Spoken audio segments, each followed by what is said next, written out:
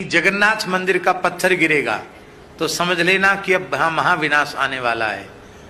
तो ऊपर से जगन्नाथ मंदिर का पत्थर भी गिरा, जो आज भी वहां पड़ा हुआ है। कम से कम 10-15 टन वजन का पत्थर नीचे गिरा है।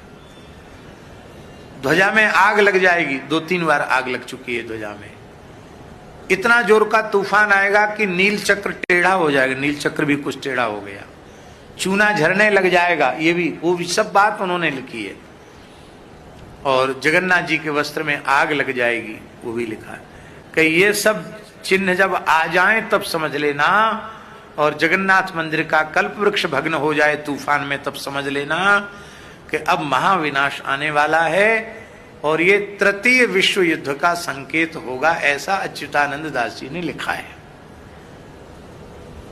और कहा तीसरे विश्व युद्ध के बाद चौथा विश्व युद्ध का कोई उन्होंने संकेत नहीं किया, पर तृतीय विश्व युद्ध का संकेत किया है। और संसार में ऐसी परिस्थितियां बन रही हैं कि उससे लगता है कि ये युद्ध कभी न कभी हो जाएगा, क्योंकि जब से शुरू हुआ है वो बंद नहीं हुआ, कहीं न कहीं चल रहा है। जितना अधिक पाप बढ़ेगा तेजी से, उतनी अधिक कलयुग की आयु नष्ट होगी। तृतीय विश्व के युद्ध के बाद भगवान कल्कि का प्रभाव दिखाई पड़ेगा और 1000 वर्ष के लिए कम से कम फिर से समय बदल जाएगा। विश्व युद्ध में बहुत भारी नरसंहार होगा,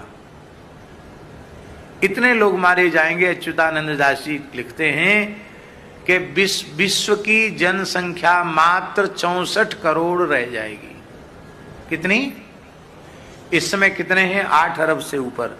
मात्र 64 करोड़ लोग जिंदा रह जाएंगे, उनमें 31 करोड़ भारत में होंगे। बचेंगे कौन?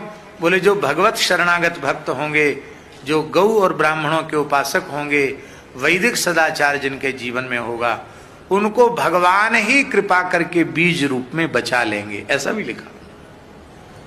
इसलिए कहा भगवान नाम का जप करो, त्रिकाल संध्या करो, यूं करो त्यों करो और भगवत शरणागत हो जाओ, सावधान हो जाओ, तो भगवान तुम्हारा नाम लिस्ट में लिख लेंगे और तुमको बचा लेंगे। नहीं तो फिर तुम्हारी तुम जानो, विनाश तो होने वाला है।